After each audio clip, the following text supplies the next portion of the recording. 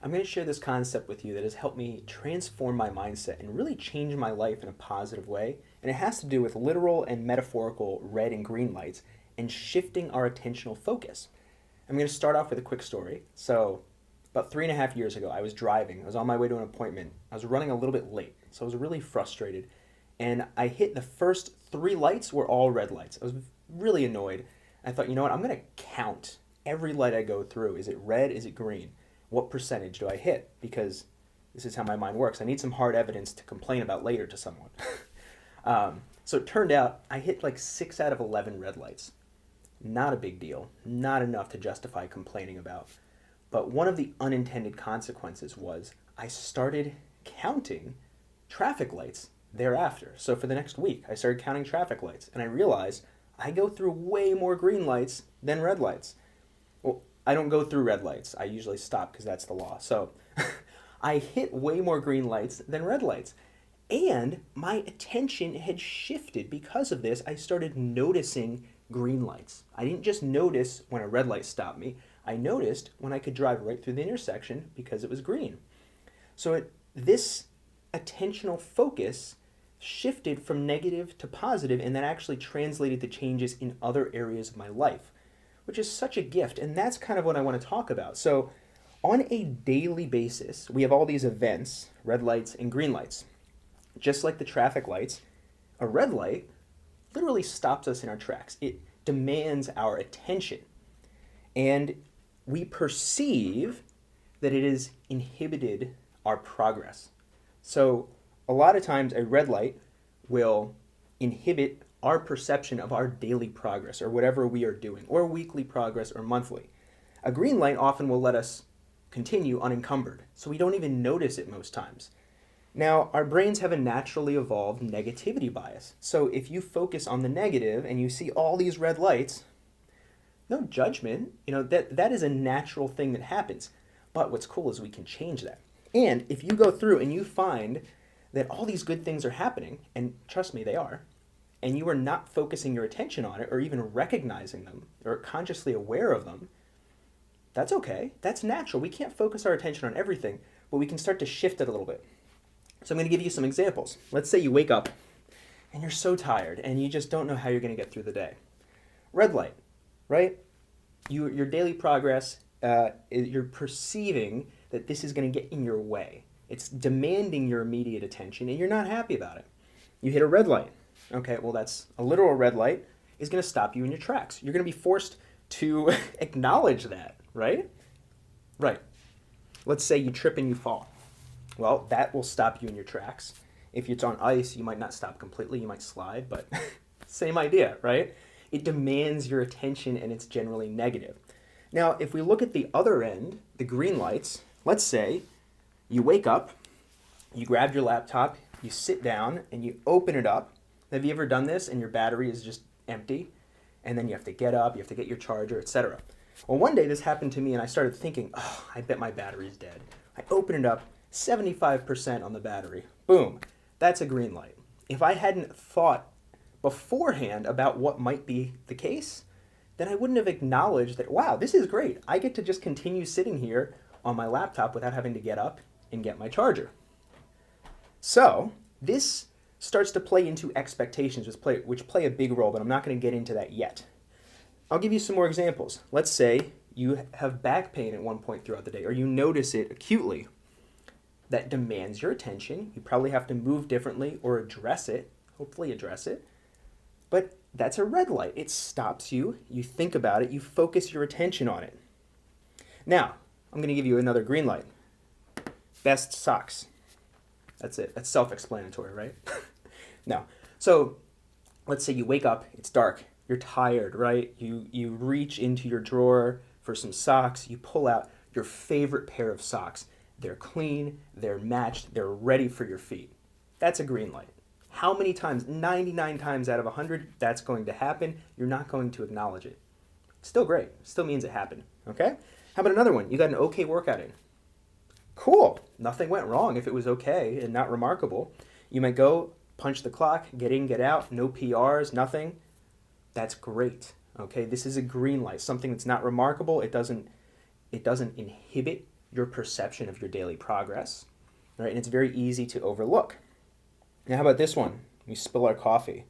That's no fun, right? You need to stop. You need to clean it up. Well, you hopefully clean it up, right? The thing is, some of these can shift. So let's say you spill your coffee, but it doesn't actually stain anything. And let's say you spill your coffee and you miss your laptop by like an inch and a half. If depending on your perception, that could be a green light. You can shift a red light to a green light. Okay, let's say you have a long line.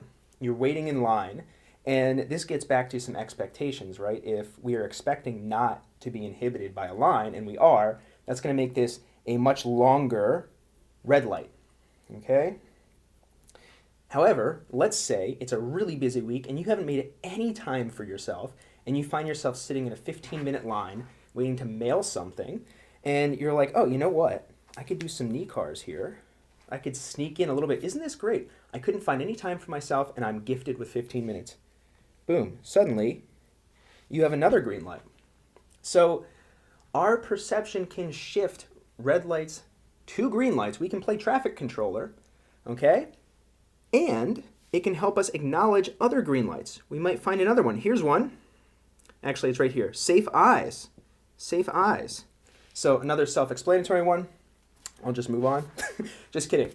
I was trying to find a Frisbee in some thick hedges the other day, and I stuck my head into the hedges to then look around because they were really thick. Really smart, right? So I turned my head to the right, and a branch scratched above my temple like that.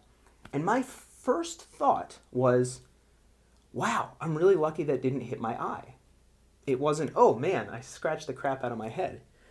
Green light. But this could have easily been a red light and been like, man, like I scratched my head. So we have so much potential for plasticity in our mind and our perception of things. So it's really important that when we have the opportunity, we're able to shift our attention and focus on some of these positives. As that happens, we will become better at it. Now, I want to talk a little bit about expectations as it relates to things like a long line, like back pain. When our expectations don't line up with what's happening, of course, we're going to probably perceive more red lights. That makes sense. If I expect never to hit an actual red light when I'm driving, each red light I do hit is going to be a much bigger deal to me.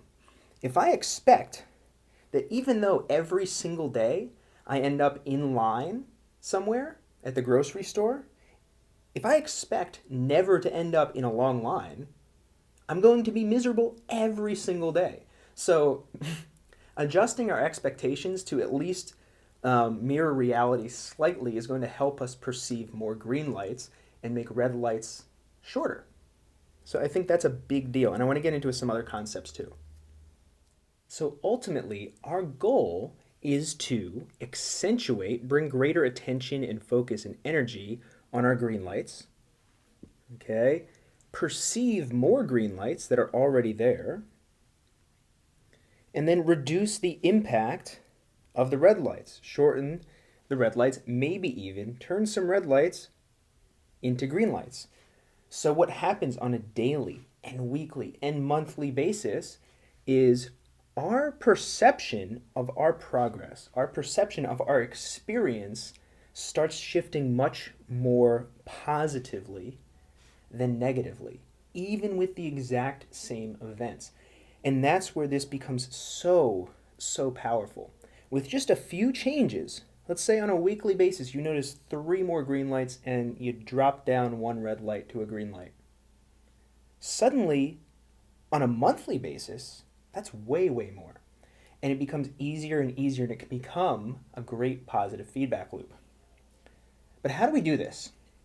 So it can be really challenging if you find yourself focusing more and more on the negative. It can be challenging during difficult parts of life. One big thing, 2 big things, opportunism and environment. So our environment is going to shape a lot of how we think and what we perceive. If we are around people who think with a negativity bias that's really negative, it's going to be very difficult to focus on the positive. If you're around people like me who maybe are annoying, but reframe things fairly positively, and for the most part, can see more green lights, you're going to respond to that. And it's important, I want to talk about with environment, to be wary of people who will reframe things for you without your consent, because that is not their right. That's not their job unless they're a professional and unless you ask them for that. So that's one thing I try to be really wary of is I'm not going to just go and reframe things for people and trivialize their experience. So that's something I think is very, very important, that we're not trying to stifle our natural expressions. What we're trying to do is change our reflexive responses to things over time through conscious effort. So, environment's important. Opportunism is important. When we are feeling good, it's a wonderful opportunity to grab onto those positive experiences, grab onto those green lights, and spend as much energy and time we can focusing on them, because it's going to be easier. So we can amplify the positive gains when we are in a more positive mindset. Because the reality is things are going to ebb and flow. You can't expect to see all the green lights when things are not going well for you, and that's just natural. So that's important. That's important. That's going to help set us up for success when we might be more prone to see all the red lights. Attention. We need to, at some point, bring our attention to the green lights. Very, very important. And that attention needs to be focused on the positive, and it's got to be consistent. It's got to be consistent. So Andrew Huberman, who's a brilliant neuroscientist, talks about agitation and strain being the entry point to neuroplasticity, to brain changes. We aren't going to make changes in our brain, in our mind, if we're not willing to push through some resistance and some discomfort. We're going to feel agitation. It's not going to feel easy to try to change our perception of things. So when you hit an actual red light and you're in your car, your first thought might not be, oh good, I have an extra 40 seconds to myself. How nice. It might not be your second thought either. It might not be your third thought. Maybe we can make it your fourth thought. Maybe with some effort, next week you can make it your third thought. And gradually we start pushing through that resistance. We become stronger. We reinforce that tendency. So it's really important that we are willing to push through some discomfort. Smiling and making yourself smile isn't always easy. That doesn't mean you should never smile. Okay? Just like with weights, if we never pick up something that's challenging for us, we're not going to make a physiological adaptation. Same thing with our mindset. We need to spend focused attention through resistance consistently in order to expect change long term. And green lights and focusing on those green lights is a really great way to shift your entire mindset. So this is really, really powerful stuff.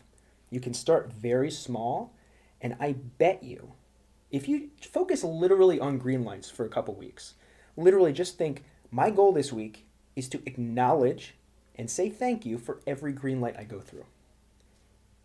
It could totally change your mindset. Okay, because think about that. Maybe that's like 46 green lights on a weekly basis. Think about that on a monthly basis, on a yearly basis, how you're shifting the proportion from negative to positive. And it's going to bleed into other areas of your life. So try it out. I'd love to hear how it goes. That's it.